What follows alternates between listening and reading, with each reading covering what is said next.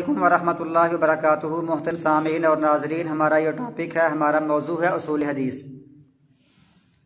ایک آیت اور میں ایک حدیث بیان کرتا ہوں جس کے بارے میں جس سے ہم سمجھ سکتے ہیں کہ اصول حدیث ہمیں کہاں سے ملتے ہیں۔ ایک آیت اللہ تعالیٰ فرماتا ہے، یا ایھا الذین آمنوا ان جاءکم فاسق بنبأ، اے ایمان والو، اگر تمہارے پاس کوئی فاسق خبر لے کر ہے تو اس کی تحقیق کر لیا کرو۔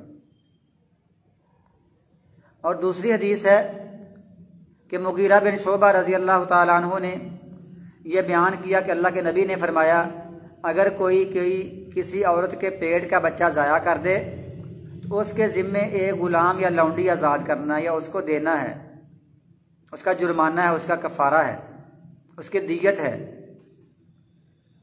عمر بن خطاب رضی اللہ تعالیٰ عنہ نے فرمایا، کوئی گواہ پیش کرو ورنہ میں آپ کو ماروں گا۔ تو انہوں نے پھر محمد بن مسلمہ رضی اللہ تعالیٰ عنہ کو بطور گواہ پیش کیا۔ تو یہ وہ تحقیق ہے۔ اسی طرح ابو بکر صدیق رضی اللہ تعالیٰ عنہ بھی تحقیق کیا کرتے تھے۔ صحابہ کرام ہر بات کی تحقیق کیا کرتے تھے کہ یہ بات، یہ حدیث پیارے نبی نے فرمائی ہے یا نہیں فرمائی ہے۔ رسول کریم جناب محمد رسول اللہ صلی اللہ علیہ وسلم خود بھی تحقیق کیا کرتے تھے۔ جیسے وہ واقعہ آتا ہے ماعز اسلمی کا، اس نے بدکاری کا اقرار کیا، اللہ کے نبی نے اس کو تحقیقاً پوچھا، یا صحابہ سے پوچھا کہ اس نے شراب تو نہیں پی ہوئی، کیا یہ دیوانہ مجنون تو نہیں ہے؟ اس کو باقاعدہ پوچھا کہ تو نے کیا وہی کام کیا ہے جو میاں بیوی کرتے ہیں؟ تو مکمل تحقیق کر کے اس پر پھر حد جاری کی، اور یہی تحقیق آگے چل کر اصول حدیث کے اصول بناتی ہے۔ انہی آیات سے، انہی احادیث سے اصول بنتے ہیں۔ جیسے ایک حدیث آتی ہے صحیح بخاری میں کہ ابو ہریرہ رضی اللہ تعالیٰ عنہ نے پوچھا، اللہ کے نبی، آپ کی سفارش کا سب سے زیادہ خوش نصیب بندہ کون ہے؟ پیارے نبی نے فرمایا، مجھے یقین تھا کہ ابو ہریرہ تجھ سے پہلے کوئی بھی بندہ اس بارے میں مجھ سے سوال نہیں کرے گا۔ کیوں؟ کیونکہ تم حدیث کے معاملے میں، حدیث یاد کرنے کے معاملے میں، حدیث سننے کے معاملے میں بڑی طمع اور خواہش رکھتے ہو۔ مجھے یہ یقین تھا کہ تم سے پہلے کوئی بندہ بھی مجھے اس بارے میں سوال نہیں کرے گا۔ کیوں؟ کیونکہ تم حدیث کے معاملے میں بڑی خواہش، بڑی طمع، بڑے لالچ رکھتے ہو، لہٰذا جس بندے نے سچے دل سے لا الہ الا اللہ پڑھ لیا تو اس کے لیے میری سفارش واجب ہو جائے گی۔ تو یہ وہ حدیث کی خواہش رکھنا، حدیث کی طمع رکھنا، حدیث کے معاملے میں مکمل تحقیق رکھنا، یہی اصول حدیث ہے۔ تو جب یہ زمانہ گزرتا رہا صحابہ کرام کا، تو تابعین کہا کرتے تھے، کبھی ایک دفعہ حضرت عمر رضی اللہ تعالی عنہ نے حذیفہ بن یمان سے کہا کہ فتنوں کے بارے میں بتاؤ۔ تو حذیفہ بن یمان رضی اللہ تعالی عنہ نے ان کو فتنے کے بارے میں بتایا۔ تو یہ حدیث بھی یہ ثابت کرتی ہے کہ صحابہ کرام اللہ کے نبی کے الفاظ، اللہ کے نبی کے فرامین، احادیث کی تحقیق کیا کرتے تھے، ان کے بارے میں بڑی خواہش رکھتے تھے، بڑا پوچھا کرتے تھے۔ جیسے عمر بن خطاب رضی اللہ تعالیٰ عنہ نے، ایک اور صحابی نے اپنی باری لگائی ہوئی تھی کہ آج کے دن آپ نے اللہ کے نبی کی باتیں سننی ہیں، احادیث سننی ہے، اور میں اپنے جو ہمارے جانور ہیں یا زراعت ہے یا اپنی جو زمین ہے وہاں جا کر میں نے کام کاج کرنا ہے، اور اگلے دن میں حدیث سننے کے لیے جاؤں گا اور تم نے کام کاج کرنا ہے۔ صحابہ کرام نے ایسا معاملہ کیا ہوا تھا۔ یہ سارا کیوں تھا؟ تاکہ حدیث یاد ہو جائے، حدیث حفظ ہو جائے، حدیث کی تحقیق ہمارے پاس پوری ہو جائے۔ اور پھر اس کے بعد تابعین کا دور آیا، اور تابعین نے چند اصول وضع کر لیے اسی آیت کی روشنی میں کہ تحقیق کر لیا کرو۔ تو تابعین کہتے تھے صحابہ کرام کو کہ آپ ہمیں وہ حدیث سنائیں جو حدیث آپ نے ڈائریکٹ اللہ کے نبی سے سنی ہوئی ہو. ایسا نہ ہو کہ آپ نے کسی اور صحابی سے سنی ہو، اس نے کسی اور صحابی سے سنی ہو، اور اس نے پھر اللہ کے نبی سے سنی ہو، بلکہ آپ ہمیں وہ حدیث سنائیں جو حدیث آپ نے ڈائریکٹ رسول اللہ صلی اللہ علیہ وسلم سے سنی ہے. جیسے ایک واقعہ معروف ہے حذیفہ بن یمان کا. ان کے شاگرد نے کہا کہ آپ نے اللہ کے نبی کی صحیح حفاظت نہیں فرمائی، ان کو زخمی کروا دیا، اگر ہم ہوتے تو ایسا نہ ہوتا. تو پھر حذیفہ بن یمان رضی اللہ تعالیٰ عنہ ان کو وہ واقعہ بیان کیا جو واقعہ جنگ احزاب، جنگ خندق کا ہے، کہ جس کے بارے میں معروف ہے کہ حذیفہ بن یمان خود جاسوسی کرنے کے لیے گئے تھے. ان کو اللہ کے نبی نے فرمایا تھا کہ جاسوسی کر کے آؤ کہ کفار کا کیا پروگرام ہے. تو یہ وہ حدیث اللہ کے نبی کے ڈائریکٹ جو سنی ہوئی ہوں وہ تابعین پوچھا کرتے تھے. ڈائریکٹ کا مطلب یہ ہے کہ وہ جو سند ہے نا آپس میں ملی ہوئی وہ متصل ہو، جڑی ہوئی ہو، اللہ کے نبی سے ملاقات ہو اور ملاقات کے اندر ڈائریکٹ سنی ہوئی ہو. بلکہ بعض دفعہ ایسا ہوتا کہ صحابی کہتے ہیں کہ میں نے وہ حدیث بیان کی ہے جو میں نے ہی سنی ہے. جیسے نعمان بن بشیر رضی اللہ تعالیٰ عنہ بیان کرتے ہیں سمیت رسول اللہ صلی اللہ علیہ وسلم واشار بیدیہ الی اذنیہ. کہتے میں نے اللہ کے نبی سے سنا اور ساتھ ہی اپنے ہاتھوں سے اپنے کان کی طرف، اپنے ہاتھ سے اپنے کانوں کی طرف اشارہ کر دیا کہ میں نے ان کانوں سے سنا ہے. تو یہ وہ سند ہے جو متصل ہوتی ہے. آگے پھر اس کے ساتھ ساتھ کہ وہ جو بندہ بیان کرنے والا ہے اس کو حفظ ہو، وہ الفاظ اچھی طرح یاد ہوں. صحابہ کرام غور سے ان کو یاد کرتے تھے. جیسے ابو ہریرہ رضی اللہ تعالیٰ عنہ بیان کرتے ہیں کہ مجھے کچھ چیزیں بھول جایا کرتی تھی. میں نے اللہ کے نبی سے کہا، یہ صحیح بخاری میں واقعہ ہے، میں نے اللہ کے نبی سے کہا اللہ کے نبی مجھے آپ کی حدیث بھول جاتی ہیں. فرمایا اپنی چادر یہاں بچھاؤ. چادر بچھائی، آپ نے وہاں کچھ کیا، فرمایا اس کو لپیٹ کر اپنے سینے سے لگا لو. تو سینے سے لگا لیا. اس کے بعد ابو ہریرہ فرماتے ہیں اس کے بعد مجھے کبھی کوئی حدیث بھولی نہیں ہے. تو یہ وہ حفظ ہے جس کے لیے وہ کوشش کیا کرتے تھے. ایسے وسائل بناتے تھے کہ جس سے ان کا حافظہ مضبوط ہو، حافظہ تیز ہو، ان کو کوئی چیز بھولے نہ. اسی طرح وہ بندہ عادل ہو، اس کا عقیدہ صحیح ہو، وہ برائی سے بچنے والا ہو، اس کا اخلاق، اس کا کردار صحیح ہو، اور اس کے ساتھ ساتھ وہ امر بالمعروف و نہی عن المنکر کا اس کے بارے میں اس پر وہ عامل ہو. اور اسی طرح ہمیشہ وہ خیر کی طلب میں آگے آگے ہو اور برائی کی چاہت میں وہ پیچھے پیچھے ہو. برائی نہ کرے، خیر کی طلب میں وہ آگے آگے بڑھے، وہ بندہ عادل ہو. تو یہ ساری جو چیزیں ہیں یہ حدیث سے لی جاتی ہیں. جیسے وہ بندہ جس نے یہ اعتراض کیا تھا، ذوالخویسرہ نے فرمایا تھا، اس نے کہا تھا اللہ کے نبی انصاف کرو، آپ انصاف نہیں کر رہے. اب یہ بندہ ذوالخویسرہ اب یہ عادل کیسے ہو سکتا ہے؟ وہ بندہ کیسے عادل ہے جو بندہ اللہ کے نبی پر الزام لگا رہا ہے کہ تم انصاف کرو؟ آپ نے فرمایا اللہ تعالیٰ نے مجھے امانت دار بنا کر بھیجا ہے، مجھے اپنی امانت دے کر بھیجا ہے، اور تم مجھے امین نہیں سمجھتے، امانت دار نہیں سمجھتے، تو یہ بندہ عادل نہیں ہے. تو یہ شرطیں اصول حدیث ہم حدیث سے لیتے ہیں، قرآن پاک سے لیتے ہیں. آگے پھر جیسے جیسے تبع تابعین آئے، بعد میں محدثین آئے، جیسے سند لمبی ہوتی رہی، ایسے ایسے ہی معاملہ بنتا رہا.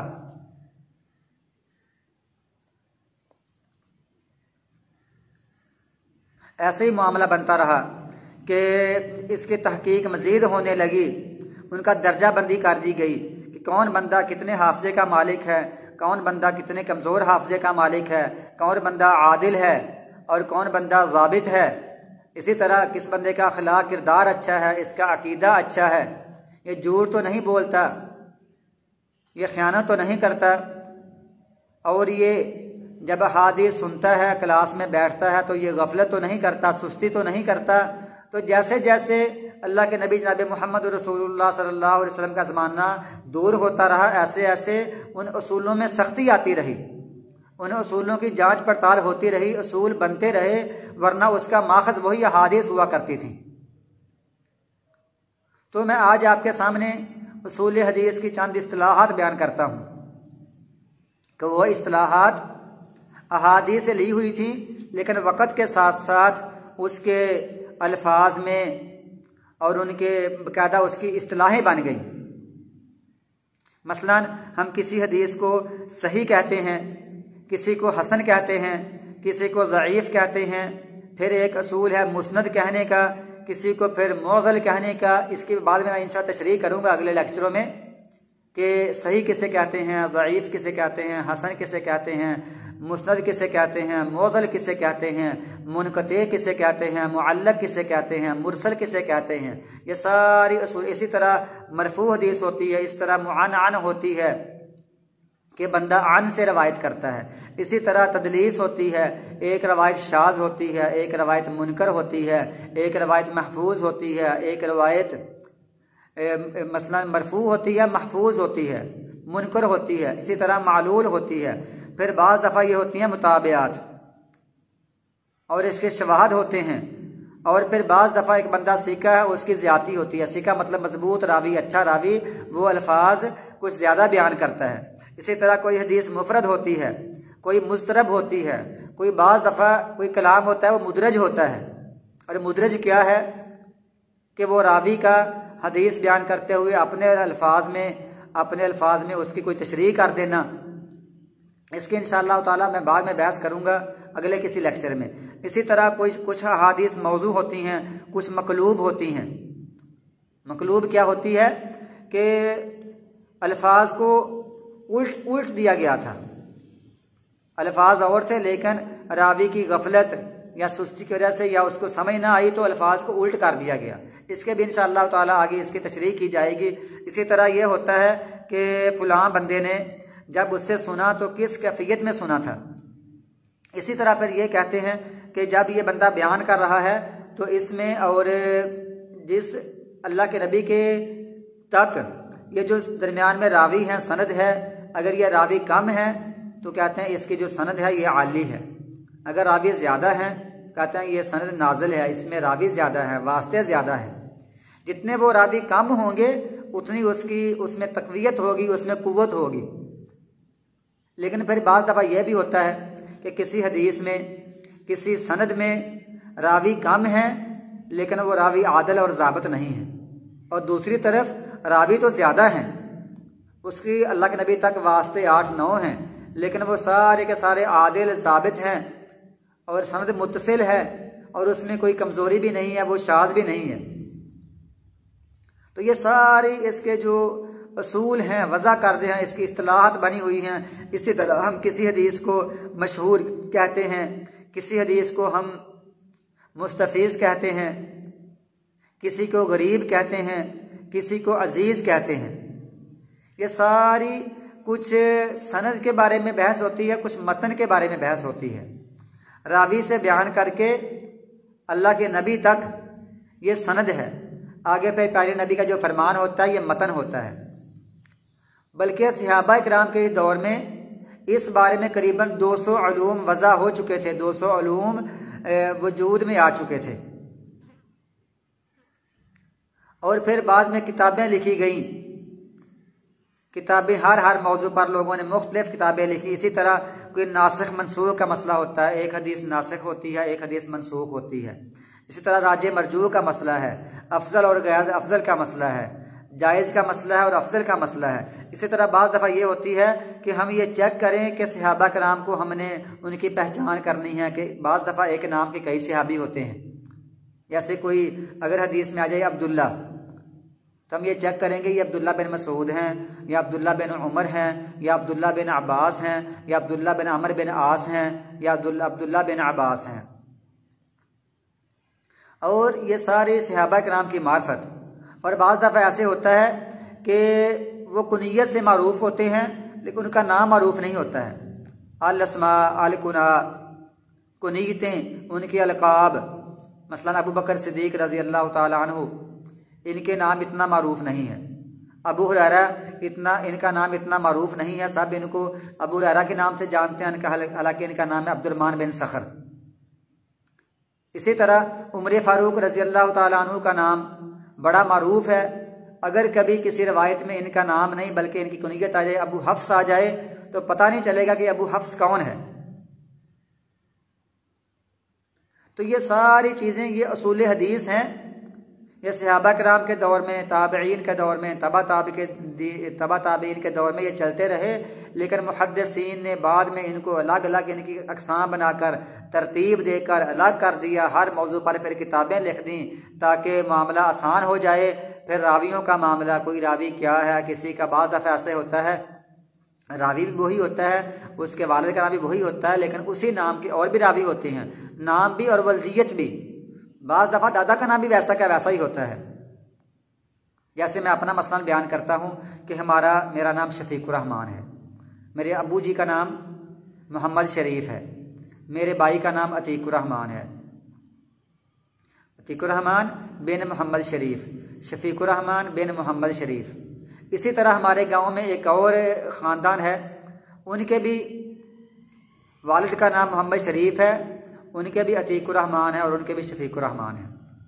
इसी तरह बाज़ दफ़ा ऐसा होता है कि हम बाज़ दफ़ा, जैसे हमारा मामला है, हम बयान करते हैं कि ये बंदा मुल्तान का रहने वाला है। जब उसके तहकीक करते हैं तो पता चलता है कि ये जो बड़ा मुल्तान है, मारूफ शहर है, ये वहाँ का नहीं है, बल्कि एक मुल्तान एक शहर है रावलपिंडी के पास, छोटा सा है, उसका मुल्तान खुर्द कहते हैं, वो वहाँ का है।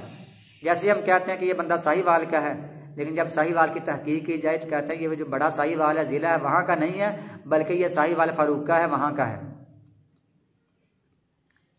तो ये हमारे माशरे में ऐसे होता है कि हमारे बड़े बड़े मारूफ शहर होते हैं और साथ किसी जगह पर छोटे छोटे शहर होते हैं और वो शहर भी उसी नाम से चलते हैं। मसलन सादकाबाद है, बड़ा मारूफ शहर है, तो अगर हम कहें ये सादकाबाद से है या ठट्ठा से है, ठट्ठा उधर भी है, सादकाबाद उधर भी है, लेकिन हमारे इस इलाके में जहानिया में एक छोटा सा कस्बा है, इलाका, उसका नाम है ठट्ठा सादकाबाद।